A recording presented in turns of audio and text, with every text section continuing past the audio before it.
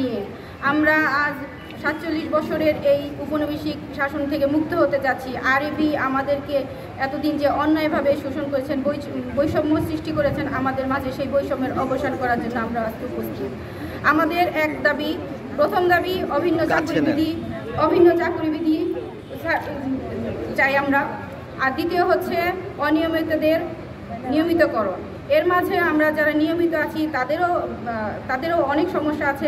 আমরা দীর্ঘদিন যাবৎ একই পোস্টে আছি, আমাদের কোনো টাইম স্কেল, কোনো প্রমোশন নাই, এই জিনিসগুলা। তাছাড়া কর্মক্ষেত্রের অনেক ধরনের সমস্যা, বৈষম্য, কর্মঘণ্টার থাকে না আমাদের, আমরা ওভারলোডে সবাই কাজ করছি, যার কারণে আমরা অসুস্থ হয়ে যাচ্ছি, আমাদের মৃত্যুবরণ করতেছে। তারপর হচ্ছে যে মালামালের যে একটা নিম্নমানের মালামালের কারণে আমাদের লাইন শ্রমিক ভাইদের মৃত্যু হচ্ছে, গ্রাহক অসন্তুষ্টি বাড়তেছে। এর ফলে আমাদের সরকারের একটা কি বলবো, এটা ভাবমূর্তি ক্ষুণ্ণ হচ্ছে। এই দিকটা আমরা আমাদের মাননীয় প্রধানমন্ত্রী শেখ হাসিনার নিকট আমরা আবেদন জানাচ্ছি। আমাদের সাথে যতদিন পর্যন্ত একাত্মতা প্রকাশ করে অভিন্ন সার্ভিস কোড, আমাদের চুক্তি থেকে মুক্তি, নিম্নমানের মালামাল পরিবর্তন করে গ্রাহক সেবা নিরবচ্ছিন্ন রাখার জন্য, গ্রাহকদের সেবা স্মার্ট করার জন্য, স্মার্ট বাংলাদেশ করার জন্য যতদিন তারা পদক্ষেপ না নেবে ততদিন আমরা মাঠে থাকবো।